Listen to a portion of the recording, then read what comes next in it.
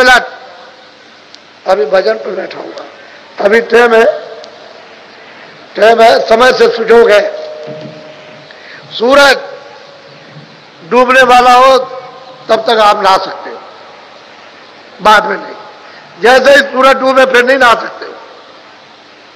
वो सब चीज का एक समय निश्चित। आप खूब दिन भर नहाओ और शाम को सत्संग में हाजिर हो जाओ।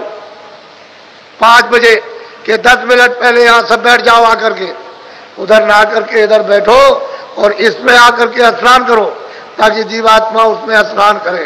ओ ब्रह्म गंगा ऊपर से आ रही है, धारा गिरा बाड़ी, गिरा गंगा, उसमें स्नान कराओ तो ये साफ, ये जितना भी है पूजा लदा हुआ पहाड़ों की तरह से किस तरह से साफ होता है और कैसे जलता है, ये एक अद्भुत